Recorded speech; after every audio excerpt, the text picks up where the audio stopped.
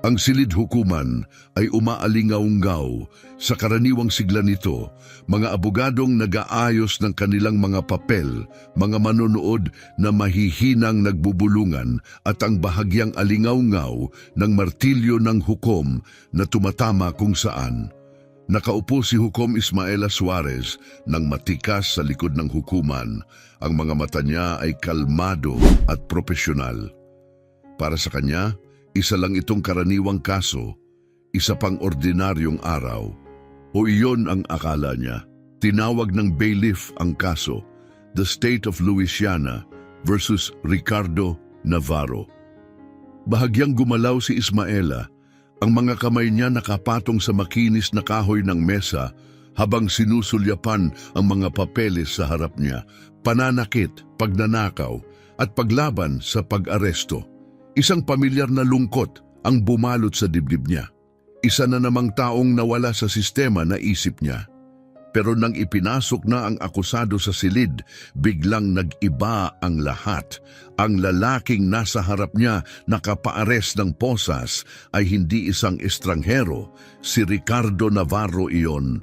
Ang kanyang Ricardo, nanikip ang kanyang lalamunan habang bumabalik ang mga alaala. Mga mahabang araw ng tag-init na magkasabay silang nagbibisikleta sa maalikabok na kalsada ng Hammond, Louisiana. Mga hating-gabing usapan sa ilalim ng puno ng magnolia sa kanilang bakuran. Ang mga pangakong bata pa silang gagawin ng lahat para magkasama palagi, anuman ang mangyari. Pero ang lalaking nasa harap niya ngayon ay hindi na ang batang kilala niya noon. Nakayuko ang mga balikat, ang mukha niya puno ng bakas ng mga tao ng paghihirap. Pero ang mga mata niya, ang mga matang iyon na malalim at puno ng kaluluwa, ay di maikakaila. Bahagyang nanginig ang kamay ni Ismaela habang mahigpit niyang hinawakan ang martilyo. Sa unang pagkakataon sa kanyang karera, siya ay nag-alinlangan. Parang nagsasara ang mga pader ng silid hukuman habang pinipilit niyang intindihin ang nasasaksihan. Tumingala si Ricardo, ang mukha may halong pagkagulat at tahimik na pagsuko. Nagtagpo ang kanilang mga mata saglit.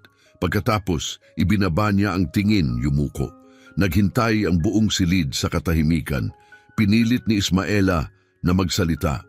Ginoong Navarro, ikaw ay inaakusahan ng pananakit at pagnanakaw. Ano ang iyong sagot? Magaspang at di pamilyar ang boses ni Ricardo. Hindi po ako nagkasala, kagalang-galang. Malakas ang tibok ng puso niya. Gusto niyang itigil ang lahat, magtanong ng paliwanag. Ano ang nangyari sa kanya? Paano sila nagkahiwalay ng landas? Pero isa siyang hukom at kailangang manatiling matatag. Magpatuloy, sabi niya, mas matatag ang tinig kaysa sa nararamdaman niya. Habang nagsisimula ang taga-usig sa kanyang pambungad na pahayag, nag-uunahan ang mga iniisip ni Ismaela. Hindi ito basta kasong pangkaraniwan. Ito si Ricardo. At paano niya mapaghihiwalay ang kanyang nakaraan at kasalukuyan bago mahuli ang lahat? Nagsimulang maglaho ang paligid habang bumabalik ang isip niya sa panahon bago pa siya nagsuot ng itim na balabal o humawak ng martilyo. Naalala niya kung paano sila lumaki ni Ricardo sa magkaibang dulo ng Hammond, hindi kalayuan ng distansya, pero parang magkaibang mundo dahil sa tahimik na mga patakaran ng kanilang hati-hating bayan. Ang bahay ng pamilya niya'y isang maliit na bahay na may puting bakod. Ang kanila'y isang lumang tahanan sa dulo ng maputik na daan na napapalibutan ng mga bukirin. Isa iyong kakaibang pagkakaibigan. Bumalik sa kanyang alaala ang araw na una silang nagkita. Naligaw siya mula sa kanilang bakuran at nakarating sa isang sapa. Nandoon si Ricardo, nahihirapang alisin ang tali ng kanyang pamingwit sa mga damo. Nag-alok siyang tumulong. Mula sa simpleng tagpong iyon, lumago ang kanilang lihim na mga pakikipagsapalaran at magkakabahaging mga pangarap. Minsan bang nangangarap ka na umalis dito? Minsang tanong ni Ricardo habang nakahiga sila sa damuhan sa ilalim ng mga bituin. Talagang umalis. pumunta kung saan walang tumitingin ng masama dahil magkasama tayo. Napatawa lang siya noon, pero si Ricardo seryoso. Bata pa lang, naiintindihan na niya ang kalupitan ng mundo, isang mundong hindi palaging tinatanggap ang katulad niya. Mas lalong tumibay ang kanilang pagkakaibigan kahit pa may mga bulong-bulungan, mga sulyap at tahasang di pagsang-ayon mula sa parehong panig ng komunidad. Pero palaging nandoon ang bigat bumabalot sa kanila pareho. At isang araw, natapos ang lahat. Isang tag-init bago mag-high school, nahuli sila ng ama ni Ismaela na magkasamang nakaupo sa beranda. Malamig at matigas ang boses nito. Ismaela, pumasok ka na, ngayon din. Nagatubili siya, tumingin kay Ricardo na nanatiling nakatayo, tila natigilan. Sige na, mahina niyang sabi, puno ng tahimik na lungkot ang tinig, magkikita pa tayo. Pero hindi na sila muling nagkita ng ganoon. Ipinagbawal ng kanyang ama na makipagkita siya kay Ricardo at hindi nagtagal, lumipat na ang pamilya nito. Itinuon ni Ismaela ang sarili sa pag-aaral, determinado sa kanyang ambisyong makaalis sa Hammond. Nagpatuloy siya sa law school, determinadong isulong ang hustisya at katarungan. Pero hinding-hindi niya nakalimutan ang batang minsang nagpakita sa kanya kung ano ang ibig sabihin ng tapang. At ngayon, nakaupo sa korte, iniisip niya kung ano ang nangyari kay Ricardo matapos ang araw na iyon na iniwan niya sa beranda ang kanilang pagkakaibigan. Nakasaad sa kanyang file ang ilang maliliit na kaso, mga petty theft, pag-istambay, walang marahas. Pero gaano ba karami ang masabi ng ilang linya sa record? Napabalik siya sa kasalukuyan ng boses ng taga-usig. Ikinukwento nito ang krimen. Si Ricardo raw ay umatake sa isang clerk habang ninanakawan ng isang convenience store sa Baton Rouge. Bahagyang nasugatan ng clerk at walang laman ng cash register. Nahuli si Ricardo malapit doon, dala pa raw ang nakaw na pera. Pinagmasdan ni Ismaela si Ricardo habang nagsasalita ang taga-usig. Nakayuko ang katawan nito, magkasalikop ang mga kamay, walang mabasa sa mukha. Talaga bang ginawa niya ito o may mas malalim pang kwento? Ipinahinto ang korte para sa tanghalian. Binibigyan si Ismaela ng ilang sandali para tipunin ang kanyang nagugulong isip. Pagbalik ni Ismaela sa kanyang silid, lumapit ang kanyang katulong na si Margaret, may pag-aalalang tingin. Hukom Suarez, ayos ka lang ba? Parang medyo wala ka sa sarili kanina. Mahinahong tanong ni Margaret. Saglit na natigilan si Ismaela. Dapat ba niyang sabihin kay Margaret ang totoo? Lalampas ba siya sa linya kung aaminin niyang kilala niya ang nasasakdal? Sa halip, umiling siya. Ayos lang ako, maraming iniisip lang. Pero hindi siya ayos. Paano siya magiging ayos kung ang nakaraan na pilit niyang nililimot ay nasa kanyang korte ngayon, naghihintay sa kanyang hatol? Pagbalik ng paglilitis, mas matao pa ang korte. Mabilis na nagsusulat ang mga reporter sa kanilang mga notepad, nag-aayos ng mga papel ang clerk at handa na ang taga-usig na si Richard Powell. Isang lalaking may matalim, nakatutok na tingin para ilahad ang kanyang kaso. Mga ginoo at ginang ng hurado, panimula ni Powell, malinaw at malakas ang tinig. Ang kasong ito ay tungkol sa karahasan. Tungkol ito sa isang lalaking pumasok sa convenience store at nang walang dahilan, inatake ang isang inosenteng clerk bago ninakaw ang pera sa loob. Huminto siya, hinahayaan ang bigat ng kanyang salita. Patutunayan ng ebidensya na si Ricardo Navarro ang gumawa ng krimeng ito.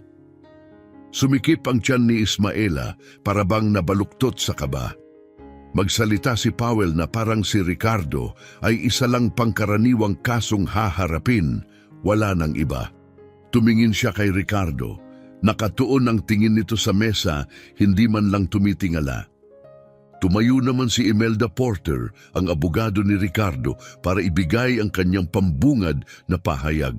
Bata pa siya, pero may kumpiyansa sa sarili, matatag at buo ang tinig na pumuno sa silid. Nais ng prosekusyon na maniwala kayo na simple ang kasong ito. sabi ni Imelda. Pero hindi. Mula pa sa simula, iginiit ng kliyente kong si Ricardo Navarro ang kanyang pagiging inosente. Ipapakita namin na mas komplikado ang nangyari nung gabing iyon kaysa sa kwentong ikinukwento ng prosekusyon. Unang saksi ang clerk na naroroon noong gabi ng krimen. Ikinuwento niya kung paano niyang nakita ang isang lalaking tumutugma sa itsura ni Ricardo na pumasok sa tindahan, nakipagtalo sa cashier at pagkatapos ay tumalon sa counter. Detalyado ang kanyang kwento pero hindi maalis ni Ismaela ang pakiramdam na parang pinag-aralan ito, na parang dialogo sa isang dula. Nang si Imelda na ang nagtanong, matalas at maingat ang kanyang galaw. Ginoong Santiago, panimula niya, sinabi niyo na ang lalaking nakita niyo ay nakasuot ng pulang hoodie. Tama ba yon? Oo, kumpirma ng clerk. At malinaw niyo bang nakita ang mukha niya? Tanong ni Imelda. Hindi masyado, aminado niya. Madilim at nakataas ang hood niya. Tumango si Imelda, naglakad ng dahan-dahan habang nagsasalita. Kung gayon, malinaw na hindi nyo masasabi ng may katiyakan na ang taong nakita nyo ay si Ricardo Navarro? Hindi, pero wala na akong tanong, mabilis na putol ni Imelda. Napansin ni Ismaela na bahagyang gumalaw si Ricardo sa kanyang upuan, parang nagkaroon ng kaunting pag-asa, isang bahagyang paghinga ng ginhawa. Sumunod, ipinakita ng prosecution ang isang video mula sa security camera ng tindahan. Malabo at madilim ang footage, nagpapakita ng isang figura na may pulang hoodie na pumasok sa tindahan. Ipinilit ng taga-usig na si Ricardo iyon pero napakalabo ng imahe para makilala ng sigurado ang mukha. Umusog si Ismaela pasulong, maingat na pinagmasdan ang screen.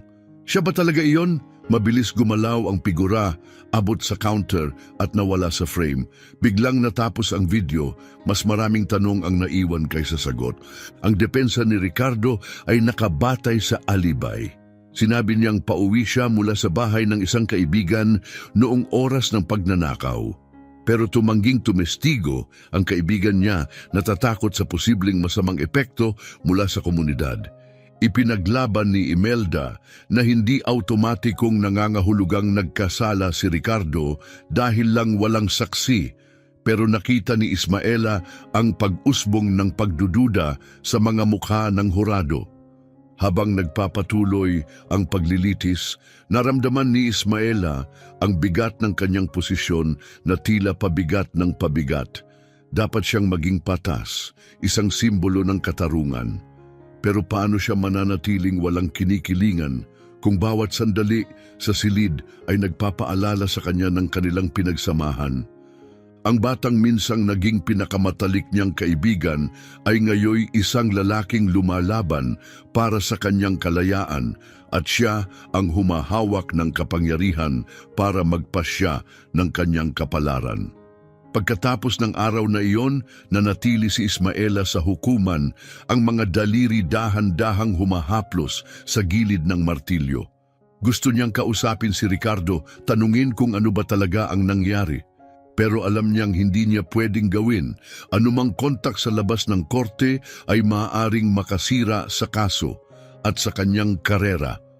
Habang pinapanood niya si Ricardo na nilalabas ng silid na may kadena, nagsimulang mabasag ang kanyang kumpiyansa. Lagi siyang naniniwala sa sistema ng hustisya, sa kakayahan nitong hanapin ang katotohanan. Pero sa unang pagkakataon, nagtanong siya kung ang katotohanan ba ay talagang nakikita ng sistemang ito. Tahimik na humuhuni ang korte habang pumapasok ang paglilitis sa mahalagang yugto. Panahon na ng depensa para ilahad ang kanilang panig. Tinawag ni Imelda Porter ang kanyang unang mahalagang saksi, si Officer Daniel Harris, ang pulis na umaresto kay Ricardo. Bahagyang umusog si Ismaela pasulong, nanliliit ang kanyang mga mata. Dito kung meron man, maaaring lumitaw ang mga bitak sa kaso. Umupo si Officer Harris, isang matipuno at magaspang ang tinig na lalaki. Lumapit si Imelda na may tahimik na determinasyon. Officer Harris, panimulan niya, kayo po ba ang umaresto sa aking kliyente, tama? Oo, tama, sagot niya matipid. Sa inyong ulat, sinabi niyong naaresto niyo si Ginong Navarro, 2 bloke mula sa pinangyarihan ng krimen, tama? Oo. At ano ang nagtulak sa inyo na paniwalaang siya ang suspek? Tanong ni Imelda. Nag-adjust si Harris sa kanyang upuan. Tumugma siya sa deskripsyon. Itim na lalaki, nasa kalagitnaang edad, nakaitim na damit. Bahagyang tumaas ang kilay ni Imelda. Itim na damit? Pero kanina sa testimonya, sinabi ng saksi na ang suspek ay nakasuot ng pulang hoodie. Nakita niyo ba ang pulang hoodie kay Ginong Navarro nang siya'y inyong kapkapan? Nagatubili si Harris. Hindi, pero baka itinapon niya. Lumapit si Imelda, ang boses malamig at kontrolado. Baka? May nagsagawa ba sa inyo o sa iba pang opisyal ng paghahanap sa paligid para sa huding yon? Naghigpit ang panga ni Harris. Hindi, wala na kaming oras. Mabilis na naaresto si Ricardo. Sinamantala ni Imelda ang pagkakataon. Para malinaw lang, sabi niya, matatag ang tinig. Inaaresto niyo ang kliyente ko batay lamang sa isang malabong deskripsyon ng walang solidong pisikal na ebidensyang nag-uugnay sa kanya sa lugar ng krimen. Nagsalita ang katahimikan ng opisyal ng higit sa kanyang sagot. Tumingin si Ismaela sa hurado, napansin niyang may ilan sa kanila na nagkakatinginan, halatang nababahala, pero hindi pa tapos si Imelda. Officer Harris, naaalala niyo ba kung may sinabi si Ginoong Navarro nang siya'y arestuhin niyo? Umalma siya, aminado ni Harris. Sinabi niyang wala siyang kasalanan. Lumapit pa si Imelda. Sinuri niyo ba ang sinasabi niyang iyon? O nagpasya na lang kayo na siya ang may sala dahil lang sa itsura niya? Namula si Harris. Sinunod ko ang tamang proseso. Proseso, mahinang ulit ni Imelda, may halong pagdududa sa boses. Wala na akong tanong, kagalang-galang. Umingay ang korte sa mga bulong-bulungan habang bumababa si Harris mula sa witness stand, halatang nabawasan ang kredibilidad. Mabilis ang tibok ng puso ni Ismaela. Hindi na lang ito basta paglilitis sa batas. Isa na itong mas malalim na labanan, isang pagtutol, hindi lang para kay Ricardo, kundi para sa isang sistemang madaling maghusga at magparusa. At biglang gumawa si Imelda ng di inaasahang hakbang. Ipinakilala niya ang isang expert witness, isang forensic analyst na masusing nag-aral sa surveillance video ng tindahan. Nagpatotoo ang analyst na base sa taas at hugis ng katawan ng taong nasa footage, hindi tiyak na si Ricardo ang nasa video. Idinagdag pa niyang may nadiskubring pagbabago sa timestamp ng video, dahilan para lalo itong pagdudahan. Sinubukan ng taga-usig na ipawalang bisa ang patotoo bilang haka-haka lang, pero nakita ni Ismaela ang mga hurado na nag-aalangan, umuupo ng balisa. Pumasok ang pagdududa, bumalot sa korte na parang makapal na ulap. Paglapit ng pagtatapos ng araw, nagpasya si Ricardo na tumistigo. Binalaan siya ni Imelda tungkol sa panganib, pero determinado siya. Tumayo siya, marahang kumalabog ang kadena habang papalapit. Tahimik ang kanyang tinig, pero puno ng tapat na damdamin. May mga pagkakamali akong nagawa, panimula ni Ricardo, nakatingin sa hurado. May mga maling daan akong tinahak, may mga maling taong pinagkatiwalaan ko, pero ito, hindi ko ito ginawa.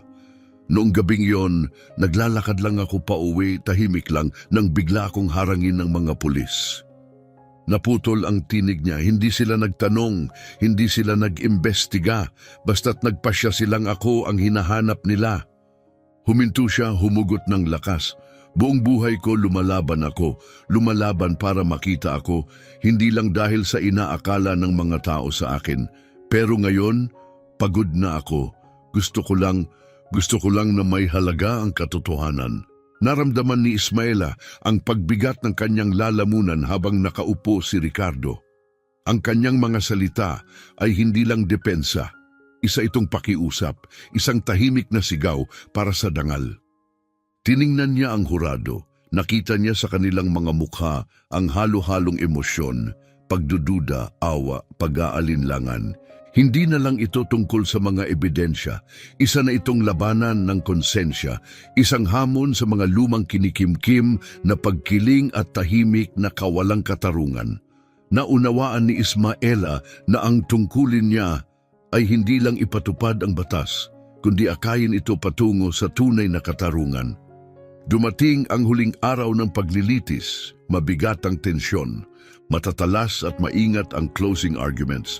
Ang taga-usig ay nagtuon sa mga ebidensyang sirkumstansyal. Hinihikayat ang hurado na magtiwala sa proseso at integridad ng sistema. Samantalang si Imelda, humiling na tumingin sila ng mas malalim, makita ang mga butas sa kwento at alalahanin ang pagkatao ni Ricardo. Maingat na nakinig si Ismaela, panatag ang mukha, pero magulo ang isipan. Malinaw ang tungkulin niya. Hindi siya pwedeng makaapekto sa hurado. Pero kung mag-iiwan ng hatol ng alinlangan, siya ang may huling salita. Ramdam niya ang bigat ng katarungan ng higit kailanman. Ilang oras deliberado ang hurado. May mga taong naglalakad palabas at pabalik sa korte, nag-iinat, nagbubulungan. Tahimik na nakaupo si Ricardo, mahigpit ang hawak sa kanyang mga kamay. Hindi na siya muling tumingin kay Ismaela mula noong unang araw ng paglilitis at hindi niya siya masisisi. Ano nga ba ang masasabi niya na makapagpapagaan ng lahat ng ito? Sa wakas, tumayo ang bailiff. May hatol na ang hurado. Bumagsak ang katahimikan sa silid. Tumayo ang foreperson, hawak ang papel na bahagyang nanginginig. Sa kaso ng State of Louisiana kontra Ricardo Navarro, panimula niya, ang hatol namin. Huminto siya, mabigat ang hangin. Hindi nagkasala. Pumutok ang bulong-bulungan sa korte. May huminga ng malalim, may mga munting palakpak. Tinapik ni Ismaela ang kanyang martilyo, tinatawag ang kaayusan. Bumagsak ang mga balikat ni Ricardo, parang nawala ang bigat na matagal nang nakasabit sa kanya, bagamat na natiling walang emosyon ang kanyang mukha. Malaya ka na, formal na pahayag ni Ismaela, matatag ang tinig. Adjourned ang korte. Habang naglalabasan ang mga tao, nanatili si Ismaela sa upuan, pinapanood si Ricardo na pumipirma ng kanyang release papers. Sa isang saglit parang aalis na siya nang hindi lumilingon, pero bigla siyang huminto at lumapit sa bench. Halos wala ng tao sa korte, tanging ilang clerks na nag-aayos ng mga file at si Margaret na nag-i-impake ng mga papel. Huminto si Ricardo, ilang talampakan mula sa kanya, maingat ang ekspresyon. Wala ka ng utang na loob sa akin, mahina niyang sabi, pero kailangan kong malaman bakit wala kang sinabi, kilala mo ako. Naramdaman ni Ismaela ang pag-akyat ng bukol sa kanyang lalamunan, nalilitong mga salita sa loob niya. Dahil hindi ko pwede, mahinang sagot niya. Kailangan kong maging patas. Kung nagsalita ako, baka masira ang kaso. Tumingin si Ricardo, halo ng sakit at tahimik na pagtanggap ang mukha. Patas, ulit niya, mabigat ang salita. Iyan ang problema, Ismaela. Hindi kailanman naging patas ang mundo, hindi para sa mga kagaya ko. Dahan-dahan siyang tumango, ang tingin bumagsak sa makintab na kahoy na nasa ilalim ng kanyang mga kamay. Tama ka! Mahina ngunit tapat na sabi ni Ismaela. Sana mas marami akong nagawa noon. Sana mas marami akong nagawa ngayon. Naglabas si Ricardo ng isang mahabang buntong hininga, bahagyang lumuwag ang tensyon sa kanyang mga balikat. Mga bata pa tayo noon, sabi niya. Wala tayong alam. Huminto siya sandali, saka tumingin kay Ismaela. Pero alam mo na ngayon, hindi ba? Oo, tugon ni Ismaela, matatagang tinig, puno ng paninindigan. Patawad, dagdag niya, mahina pero taos puso. Bahagyang tumango si Ricardo, saka tumalikod, matuwid ang likod habang naglakad, papunta sa pintuan ng korte. Wala na siyang sinabi pa. Dumiretso siya palabas at naglaho sa paningin. Nanatiling nakaupo si Ismaela sa bakanting silid hukuman, mabigat ang puso sa lahat ng nasabi ni Ricardo. Sinunod niya ang batas, Ipinatupad ang mga alituntunin, pero sa paglilitis na ito, natuklasan niya ang isang bagay na mas malalim, isang bagay na higit pa sa mga legal na argumento at hatol.